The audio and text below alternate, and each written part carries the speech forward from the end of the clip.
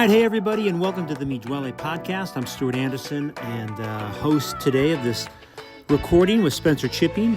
We're able to have a few guests from the Wasatch Adaptive Sports group. What an incredible partnership, relationship we have with them that you'll hear all about.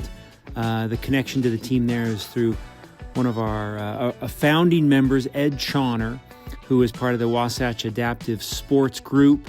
And we are grateful to connect with them. Thankful for Don Weber, who's one of their fundraising experts, one of the workers and employees there at Wasatch Adaptive Sports.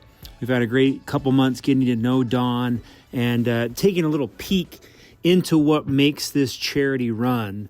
We're grateful to connect with one of their athletes, Mike Ricci. I hope I said his last name right. We're grateful for Mike. He shares his story and some of the incredible accomplishments that he has participated in through Wasatch Adaptive Sports. So if you don't know anything about this group, we're going to share their story.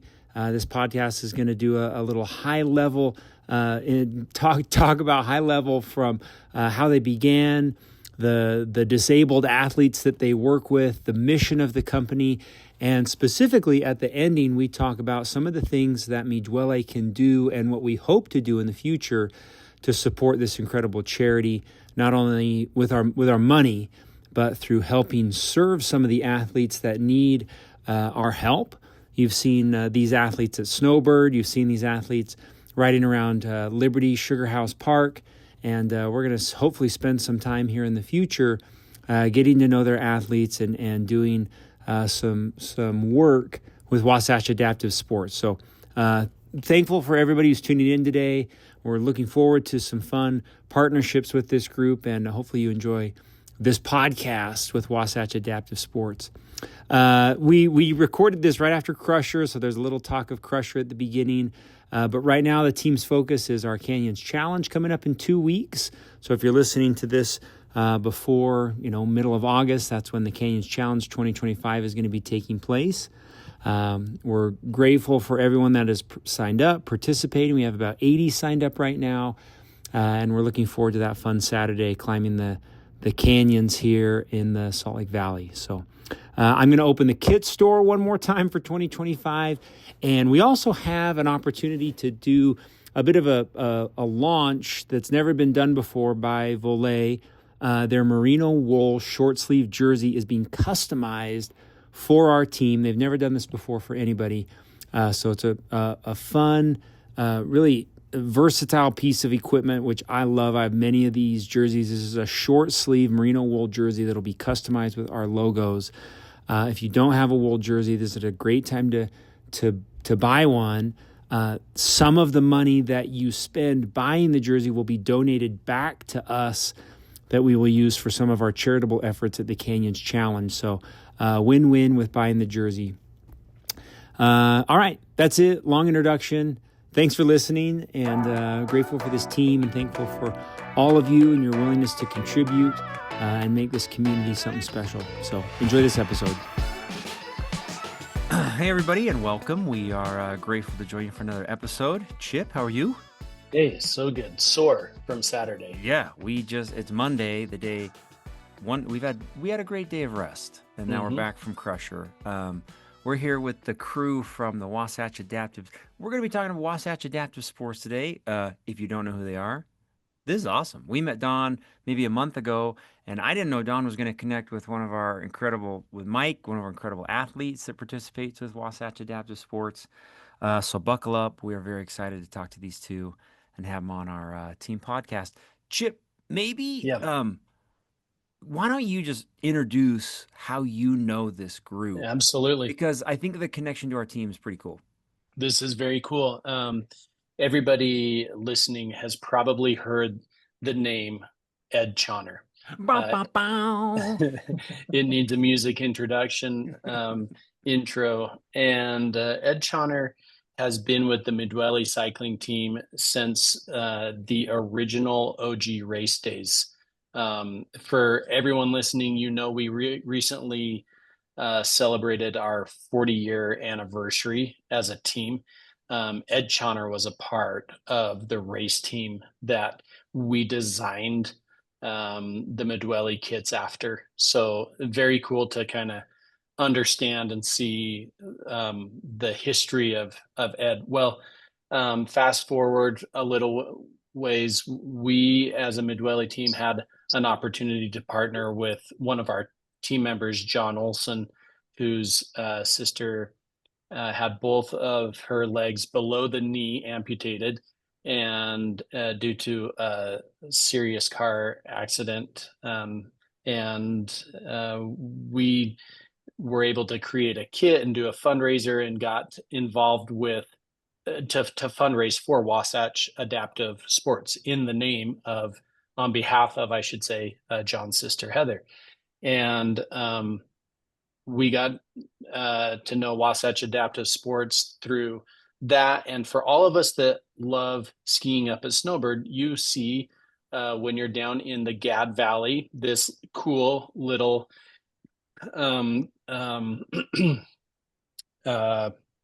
I'm forgetting the name of those little huts called the yurts. the yurts. And you see the Wasatch Adaptive Yurt in the Gad Valley, and you're like, what's going on here? And why is Ed always posting Strava with people skiing and riding and mountain biking and everything? And so we got to learn that those that have and we have one of their athletes, Mike, here with us today. We got to learn that those that still want to participate and be involved in great sports and outdoor activity, the Wasatch Adaptive Sports has programs and the means to outfit athletes to still be involved in skiing and riding and outdoor sports. And they even have this facility up at Snowbird. Ed, part-time work up at Snowbird, is involved with athletes skiing.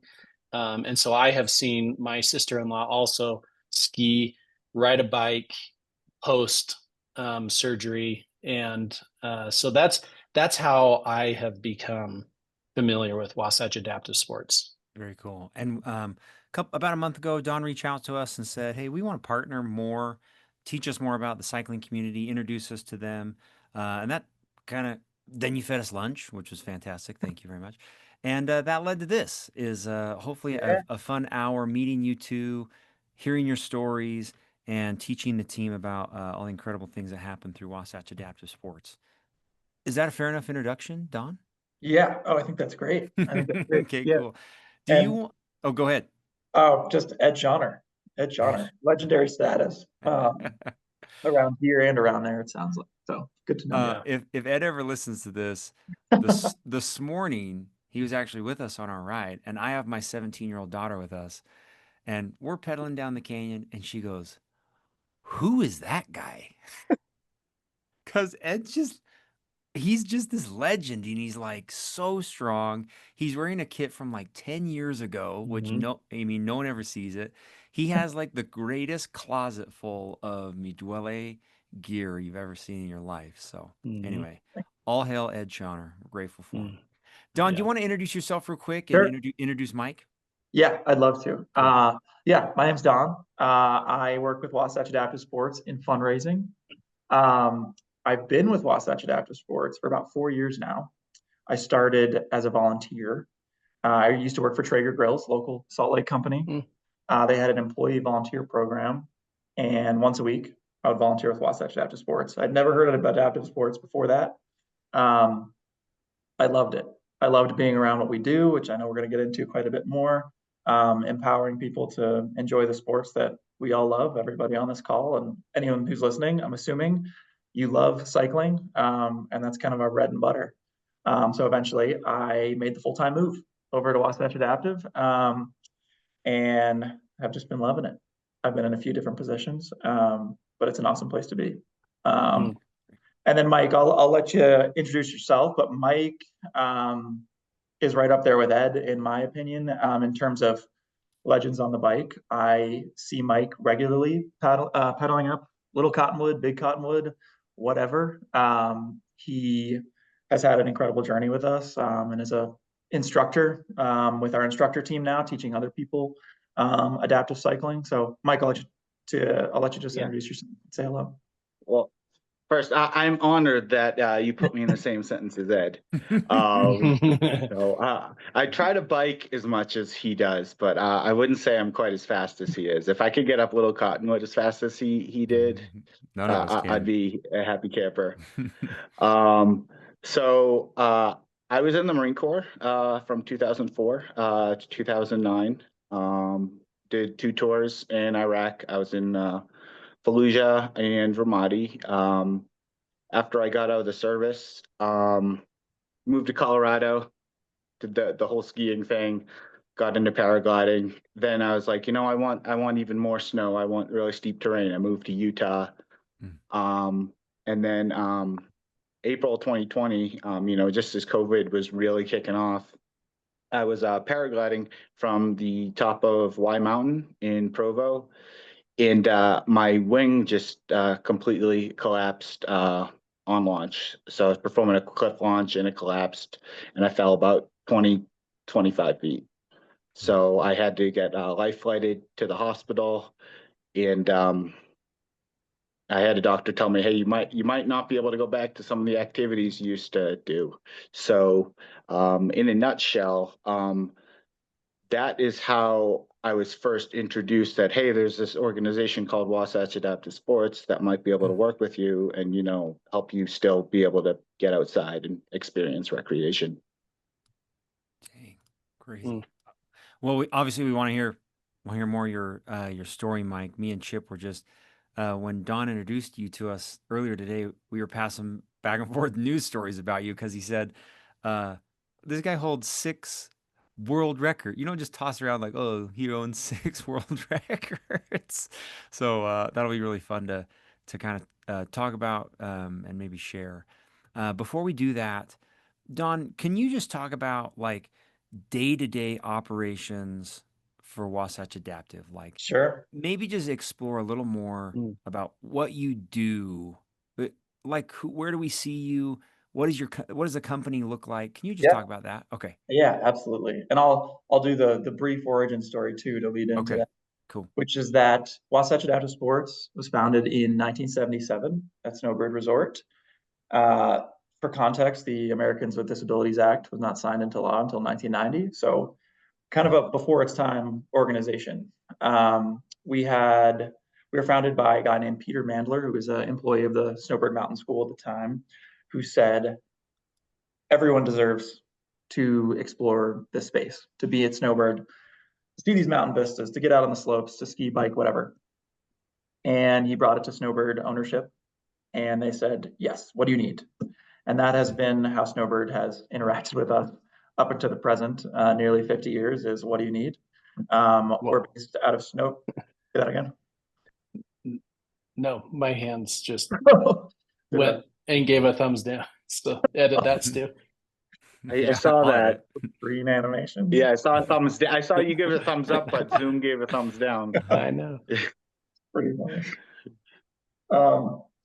Yeah, so we're based at Snowbird in the winter, and we are a year-round operation now.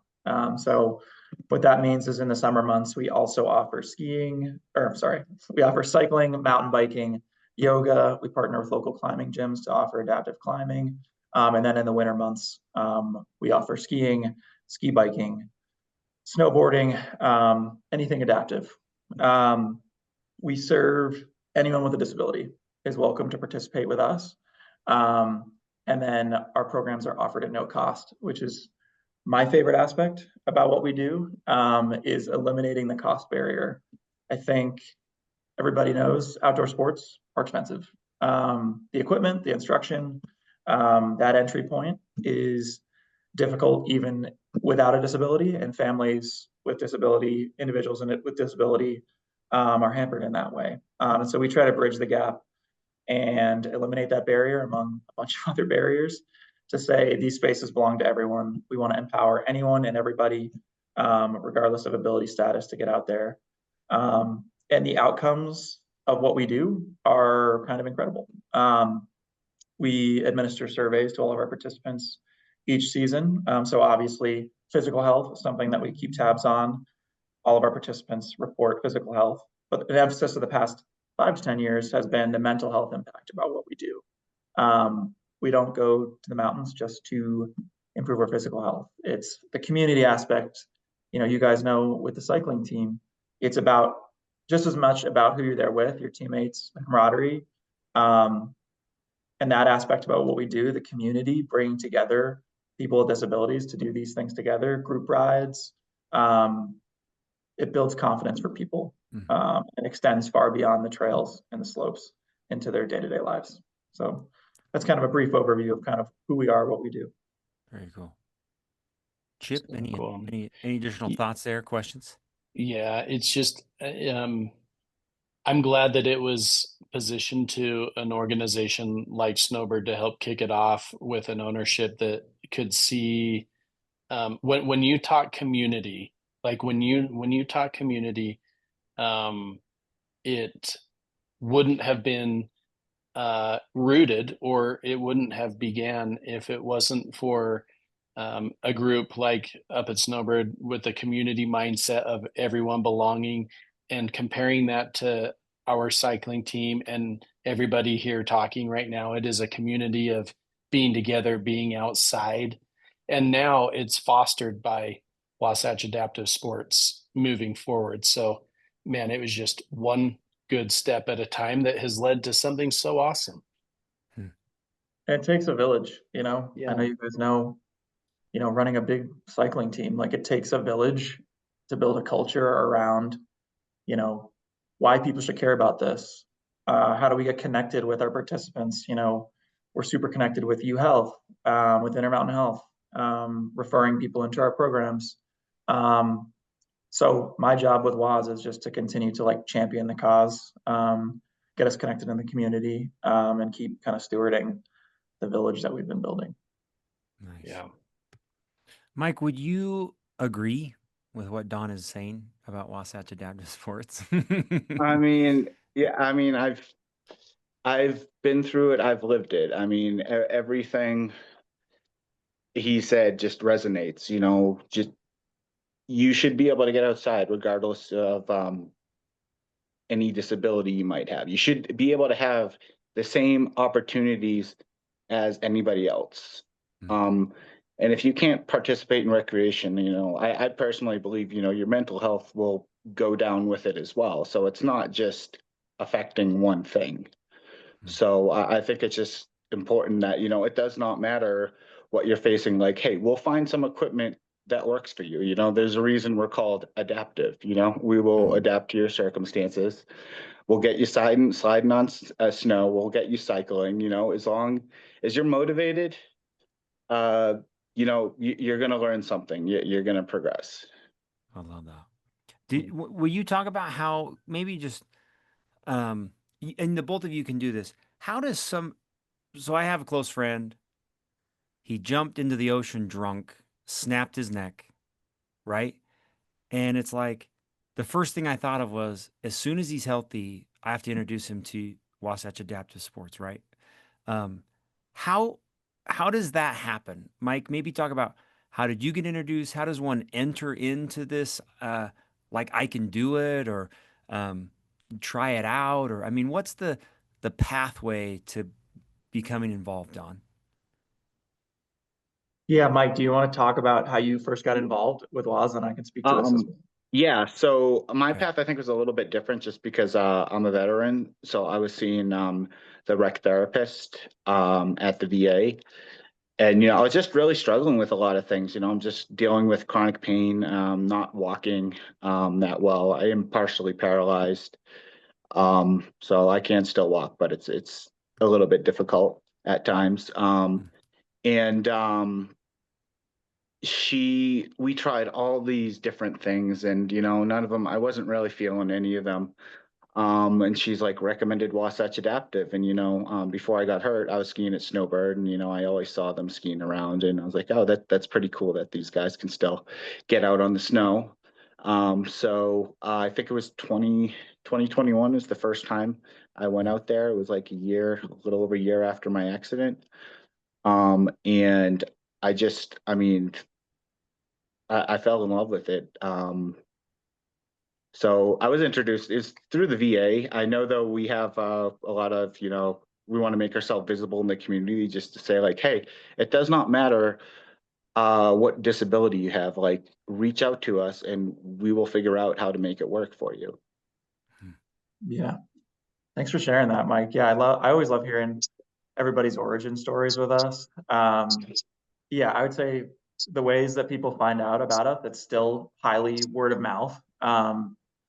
Will folks will get referred in, like Mike did, through a therapist, and that's why like appearing on podcasts, stuff like this, just to spread the awareness of what we do, is so critical to our mission. Is just like making a big tent and inviting everybody in. We we uh, we have partnerships with UHealth, with Intermountain Health, with their rehab programs, with Primary Children's Hospital. We have standing slots where we'll actually bring bikes to the hospitals, and just invite out different folks who are dealing with different disabilities to, hey, try this, and share that information with them. We are not above showing up to a hospital room if a patient shows interest, and that would help in their recovery. We've done that. So there's a lot of outreach that we do, partnerships that we've formed over the years.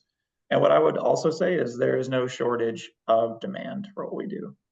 So 1 in 4 people have a disability, which is still a crazy number to me, even after these years.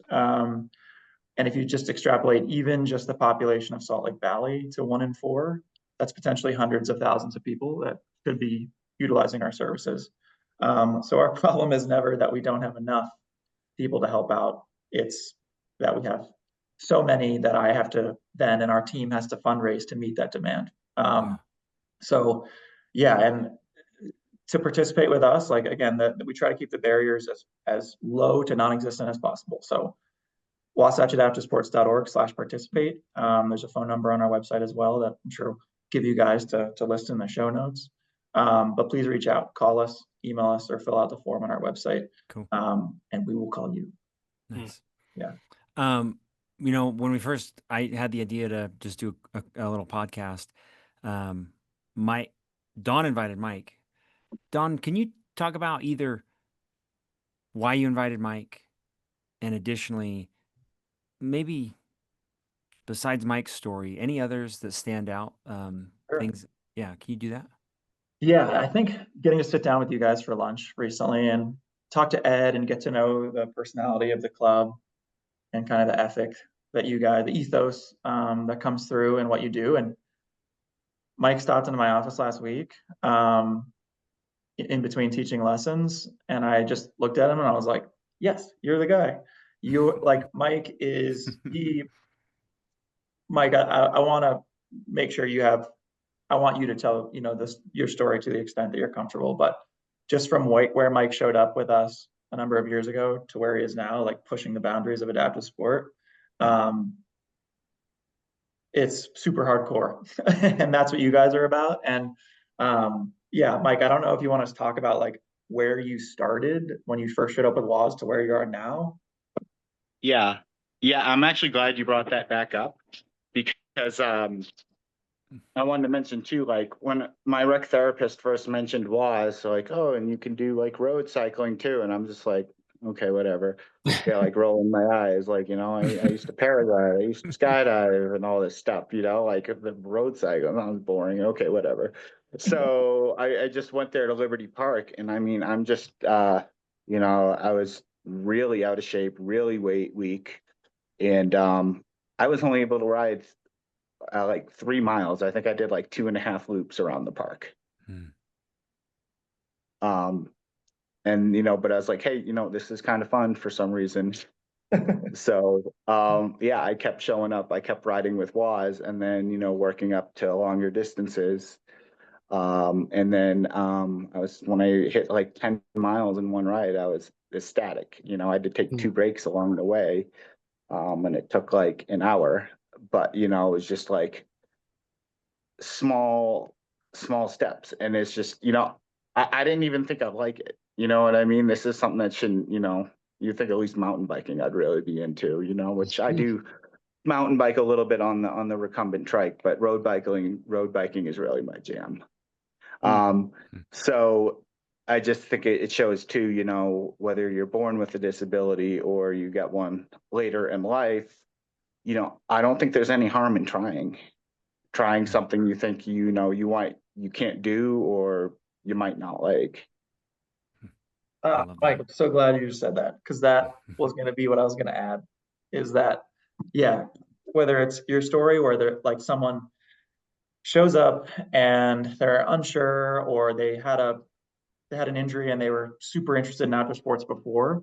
Mhm. Like your story is just as exciting to me as we have a kid that rides with us named Jameson, who has CP, and has been involved with us for a number of years. And like he just loves to come out every single week, because we do offer ongoing programs, so people can sign up to bike with us every week and just bike around the park. Like it just brings him so much joy, and he's not necessarily interested in competition, but he just loves being outside. So those experiences to me are like just as cool as the ones as Mike's, where he's like pushing the boundaries of what adaptive Yeah. sports are and can be. Yeah, and just kind of redefining possible. Cool. Yeah. Very cool. Hmm. Maybe Chip, maybe we could explore with Mike this that you broke 6 world records. Yes. I don't know if that was last year or when this was, but can you just maybe share that for a bit? That you're not some, I mean, I'm not calling you just some Joe here, but 6 world records. Let's talk about it. Okay, so I guess backpedaling a little bit, Okay.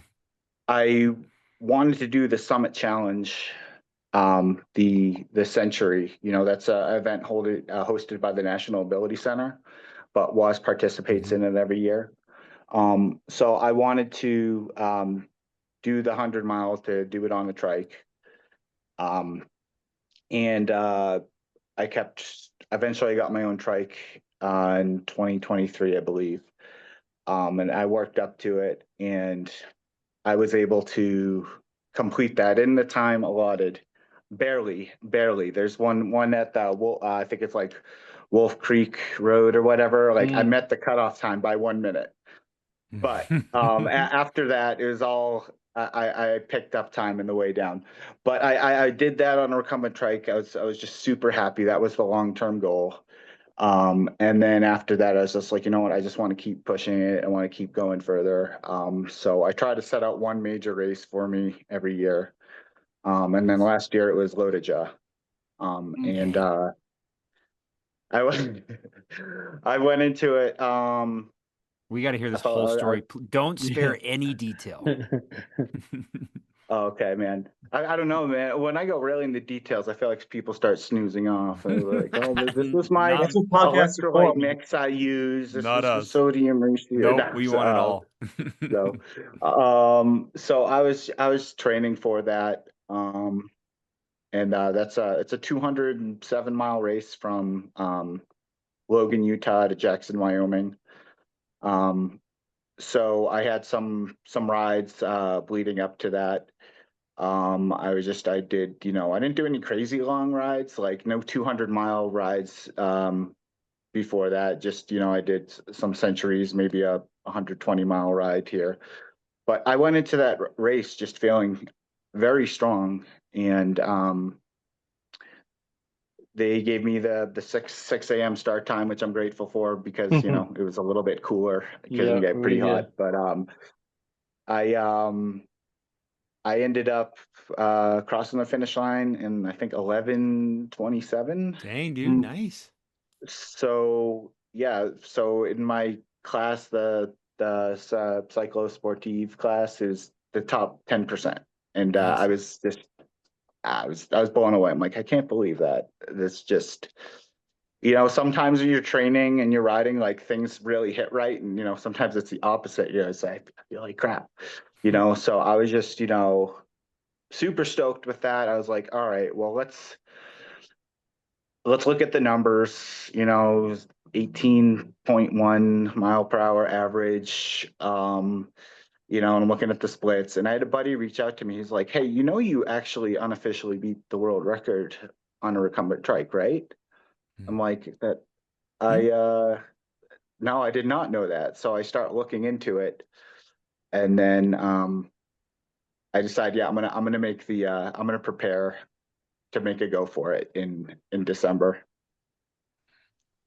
So I'll tell you a little bit more about that in a bit, but that's kind of the events leading up to it.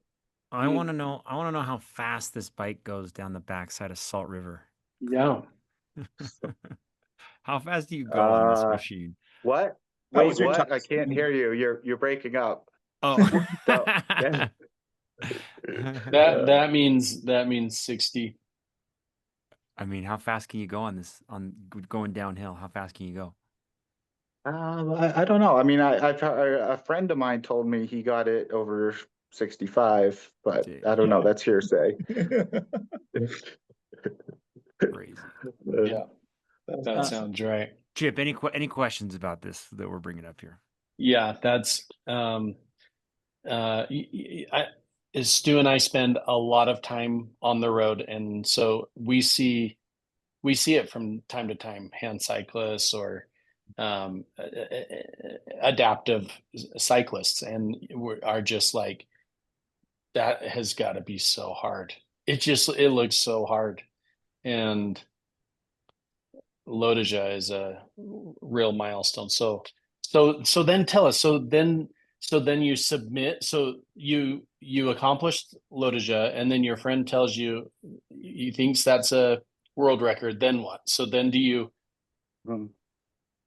So then I go. I'm looking up like what are the requirements to set a world record. You know, there's like a time trial. You know, there's no drafting at all allowed. Got it. And I need people to watch to make sure I'm not like drafting off motor drafting off cars and stuff like that too. And I don't have like a sticky bottle handoff and all these Hmm. other. There's a lot of little rules that have to be adhered to. So after it's like, what, I can do this. I'm already in pretty good bike shape. Um, I just need to find a venue. And this was by far the hardest part. I mean, I probably spent like close to a month on Google Earth just Hmm. looking for terrain that's, flat, obviously, not too much wind, not too much traffic, but also the asphalt's got to be good quality too if you want to Hmm. go fast. And usually when you're looking at rural areas, the asphalt is like, chip seal. It's not that great. Right. Um, so I checked out some areas in central Utah. They were okay, but they weren't great. And then, I just keep going, south and west. And eventually I end up in looking at Death Valley. And, Death Valley is a few hundred feet below sea level. Mm-hmm. And there's a 15-mile stretch between Furnace Creek and Betty Junction, I believe, where it's almost completely flat. And I'm looking at the road. It's hard to tell from the images, but it looks like it's pretty good. So I go down there and I ride it. I mean, it's like glass, Hmm. And I'm doing this in early November. So I'm like, okay, we got a window here. The shoulder seasons, Death Valley, it's going to be in like the 60s. It's like Hmm. perfect. So I had to assemble a crew at this point. So I needed a couple people there was always going to be one person driving, the other person was going to be officiating. They have to, Hmm. I'm not sure exactly what they do. I know there's certain criteria they have to mark when I'm doing every certain amount of miles and stuff like that. But it's like the car has to be marked a certain way. You need like a flashing orange light, like Hmm. all this stuff. So we go the day before. I'm just doing like a hour ride, just to warm up a little bit. And I was there a couple of weeks before and it was completely dead. I mean, there was like nobody there. Yeah. Now it's right around Thanksgiving week and like this place is packed. I'm like, oh my goodness. Oh, and the Rangers are saying like, no, this is one of the most crowded times of the year. Wow. So, well, I got the car behind me, with the flashing orange light. You can't be in front of me, obviously, because I'd be drafting. And then, like I'm trying to take up as little shoulder as possible. He's trying to take as little shoulder as possible. We just got cars honking at us left and right. I think a couple people flipped me off.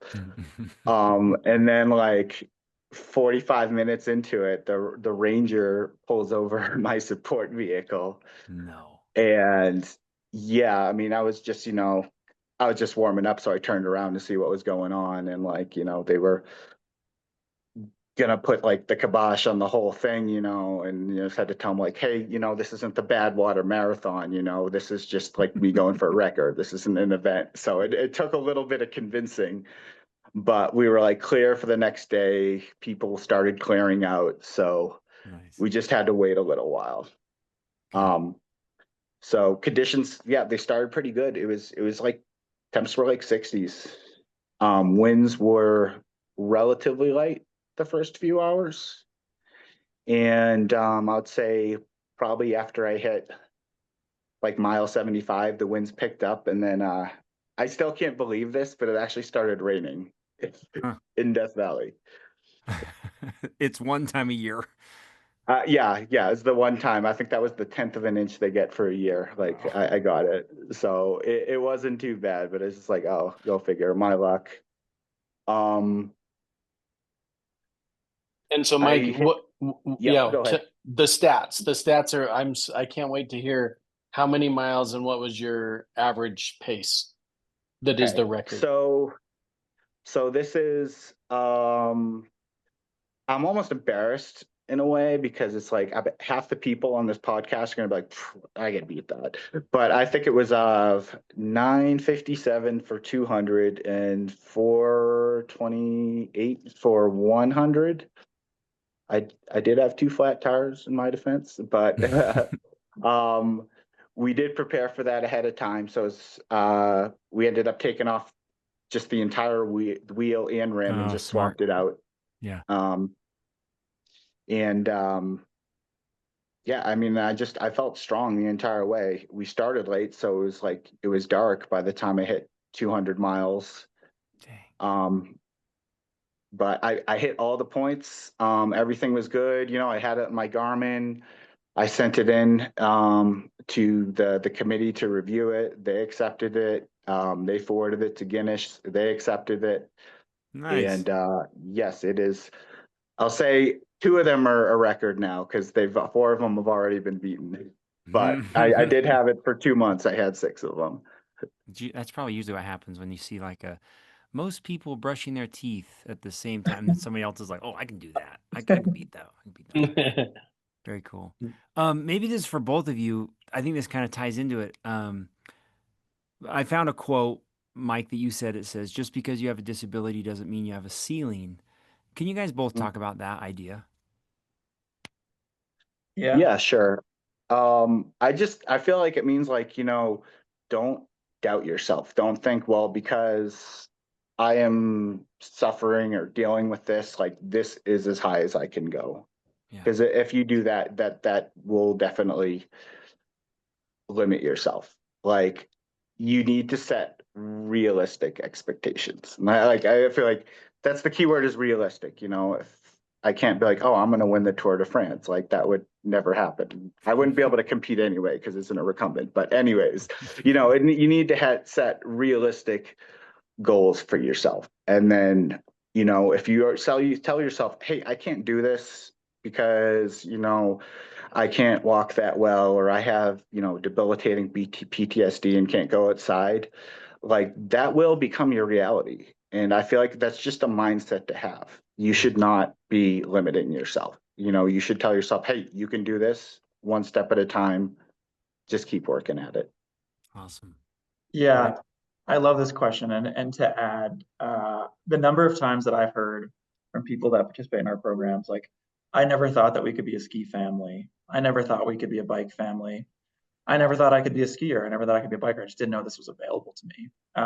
Sometimes it's just like extending that hand and being like, you are welcome in this community, that can sometimes be kind of intimidating to get into. And helping people find that and push it to whatever level they want to push it to. I love to tell the story about Matt. We have a guy in our programs named Matt. Mike, I think you probably know Matt Wetman. But he was a instructor at Snowbird for 25 years. He was hit by another skier in 2017, sustained a TBI. And basically, like after he recovered from his TBI, spent a few years just like, living in a basement, like totally cut off from his community. He lost not just skiing, but everything that comes with skiing. And one of his friends at Snowbird Mountain School said, "Hey, you should check out Wasatch Adaptive Sports." We had moved into Creekside at that point, so we were kind of right across at Snowbird, right across from the hall from Mountain School. And Matt came up, and it was slow going. Like we didn't know like to what extent he'd be able to ski again. His TBI, and he'll be the first to say, like, I have a TBI. I didn't past tense have a TBI, but I live with it every day, and it was like baby steps to get him back to skiing. I mean, just to get he had a lot of sensitivity around his head. So to put a helmet on, some of our instructors, I think it was Steve, Mike, and maybe Ed as well, who had the idea to like put a napkin on his head, just so he could get comfortable with something touching his head after his accident. And then like slowly from that, then they did a hat. And then eventually they were able to get him in a helmet. So he was able to ski more of Snowbird, in a bi-ski. And then it was December of 2024. I was up at the resort. So until this point, Matt had been sit skiing. He had been in a bi-ski. I look over on Chickadee, the beginner area at Snowbird, and I see Matt stand up skiing. And I just like did a double take of like, it was his first time on stand-up skis since his accident. So it had been 6 or 7 years. And he's just so fired up. I like took out my phone and I was like, Matt, what is it like to be back on, standing up? And he was just like, I'm just so proud to be back on skis. He was like kind of overcome. And it's one of those moments I'll never forget, which there are a lot with Wasatch Adaptive. Very cool. So yeah, just in terms of not putting a ceiling, yeah, we talk about like we use like the phrase redefine possible for yourself. Whatever that means, whether that's, like Mike going from riding 3 miles to owning 2 world records and setting 6. It doesn't matter what your goals are, like we're here to help you do that. So awesome. Yeah, I just want to add on that too. Yeah. Is just what I like about the program is just, we help people get outside and experience recreation, but it goes so much further than that. Like you're saying with Matt, like, it was affecting him for a while and then he got outside and it's really changed his life. Like, I mean, I was dealing like just with debilitating depression. I was lying in just the couch after I recovered enough. And I mean, I was in a nursing home for a while, and I was just laying down. It's like, screw my life, using a lot stronger words than that, and after I joined WAS, after a year or so became a volunteer, then volunteer instructor, and, now an instructor. And, I feel like it's really helped my life out.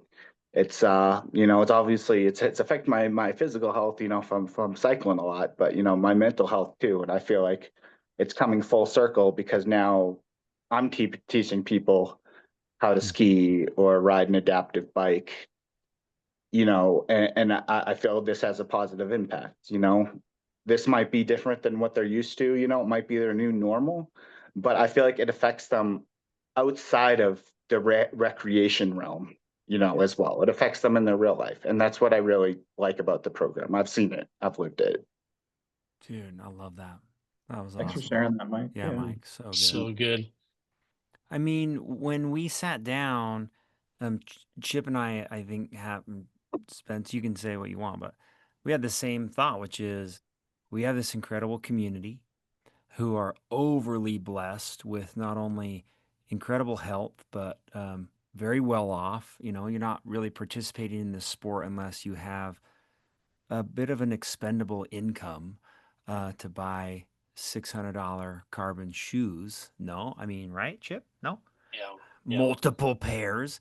And so, I mean, from our vantage point, connecting our communities is something that is a really fun, passionate idea for the future. Maybe we could talk about that, Don. What is it that Wasatch Adaptive Sports needs? Like, what are you guys like? Yeah, What's your vision for the next 5 years? sure. That's an awesome question. And it's whatever people that are passionate about our cause, and like as I'm out there and Mike is out there like educating folks about what we do, everyone has something to offer, whether it's volunteering your time, or funds, donations, gifts to this program are what keeps it going. We are 100% donation funded. Um, our programs cost about $2.8 million to run last year. And I can kind of break that down a little bit. We supported 1,200 people on ongoing activities. So the average person participates with us about 5 times a year. And that's a really important thing to me about our programs is it's not a one and done experience. You come out and ride with Wasatch Adaptive, you're stuck with us. We want to be like a part of your life and help you reach those goals. And these sports are expensive, as we've referenced a few times. Our instructors, like Mike, are paid, and they're paid for their expertise, both in how to use the equipment. So we have over 120 adaptive bikes. They vary in difficulty, and Mike, you'll have way more technical knowledge than I ever will. They vary in difficulty in adapting those for different disabilities, but the idea is that anyone can come to us with any disability and we can make a bike from our kind of stable of bikes work for them. And so when you start to wrap in all of those things, the equipment, an adaptive mountain bike, $15,000 or $20,000 easy. A sit ski, $5,000 easy. You start to wrap in those costs, the costs for the instruction, folks like Mike are not only lending their expertise with the equipment, but Mike's experiences, as you guys have heard, they're invaluable for someone who's maybe newly going through an injury or is first learning to bike and just like, I don't know if this is even for me. Like Mike being able to lend his experience is invaluable. And then, you throw insurance, lift tickets, and, Snowbird is incredible. They support us to the tune of $500,000 every year, and have for many, many years. But it adds up. And so that's kind of my like call to action from a donation perspective is like, our expenses increase with each participant we welcome to our programs. And like what keeps me up at night is having to turn somebody away who's like, I need this program and I need it to be free of cost. And that's where the donation money goes into our scholarship fund, and making sure these programs are no cost to anyone who needs them. So if you let us know for any reason that, hey, I need this program to not cost anything, no questions asked, we'll make that happen for you. 97% of our participants are on our scholarship program. Those that are not are choosing to pay because they have the means. So from a donation standpoint, I just that's my kind of call to action is like, help us keep the wheels turning, help us get more people into these programs, and help us keep the quality of the programs what they are. And then volunteering. So we have an amazing cohort of volunteers that volunteer their time year round. You can go to wasatchadaptivesports.org/volunteer to sign up. You just have to take a 2-hour mandatory training. What that is it'll basically give you a little bit of information about the equipment, and also just like how to interact with someone with a disability and not to make assumptions related to their disability. For example, like you don't want to touch someone without saying, hey, can I give you a boost or can I help? There's all these kind of little things that are wrapped into that. And then once you've done our short training, you can volunteer with us anytime in that season. So you get a lift ticket whenever you come up to Snowbird to volunteer with us. You do a half-day lesson, you get a half-day to free ski on us because we just need people. We need folks to help us out and help us get people on the trails. So those are the two main things. And then, of course, participate. If there's someone in your life that you're listening to this and you're like, would I qualify for this? Call us. Whether it's you, whether it's your nephew, whatever, like everybody knows somebody. Like the longer I have been in this field, the more I'm like, oh, my brother or my sister-in-law or whatever. Call us. We want to bike with you. Very So, cool. yeah, those three things. That's awesome. Mike, anything you want to add to that? You can also, hey, if you're a snowbird, feel free to just stop by the office and say, hey, if you're curious about the program, just want to learn more or want to see how you can help out, we're at Creekside at Snowbird, and then yeah, we have a warehouse in Murray too. Don't ask me the address off the top of my head, but yeah, feel free to stop by and say hi too if you like. Cool. Pokerhead and Snowbird, we're there 7 days a week. We're at Alta 4 days a week, Monday through Thursday. We are at Sundance 4 days a week. They have given us a permanent space in their new lodge serving Utah Valley. So hit us up. Yeah, very cool. Chip, Cool. As we wrap up, anything you want to say or conclude with? Yeah, just one more shout out to, that's so cool that Snowbird has partnered with you guys, and thanks for the invitation on popping in and saying hello. I think that our team, Don and Mike Midwelly, has always tried to be involved in the community and out there doing good in the community to the best that we can do.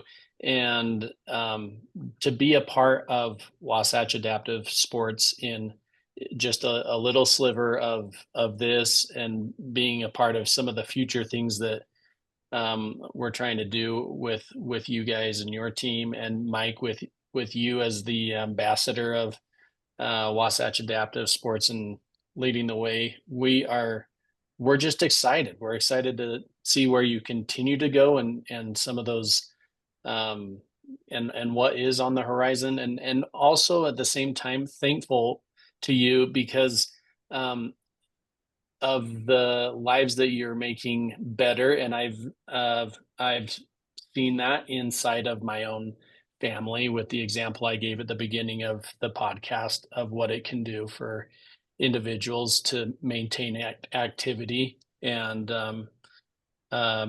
to be able to eliminate that, as Mike mentioned, just sitting on the couch wondering is what's next. You guys have provided opportunity which would not have otherwise come if it was not for Wasatch Adaptive Sports, and that's so cool. So we're just excited, to be inside that loop with you guys, and being a part of it in any way we can. So thank you. Very cool. Don, I'll include the link that you gave me, you guys. So if you're listening to this on a platform audio, the show notes will include a link to your website and anything else that Don sends. And then if you're watching on YouTube, I'll put it down in the description. So easy to connect. And I know that this isn't the end of us connecting here. We even thought about doing a kit pickup down at the Murray warehouse, or maybe inviting some of the athletes to our next kit pickup or team camp next year.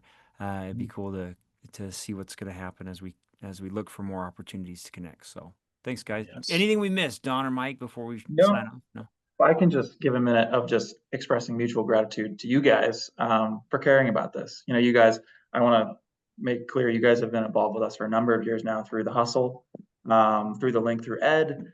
Chip, thank you for sharing your personal story as well, related to your family. That's what it's all about, man.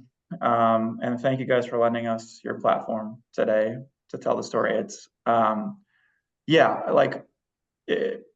it's funny, in a world with so many good and compelling causes, I'm so grateful to do what I do because of people like you guys that care. It's what motivates me. So I kind of get overwhelmed by it sometimes. So thank you guys. Thanks, Don. Yeah. Thanks, Mike. Great to be with you guys today. Yeah. Thanks for having us.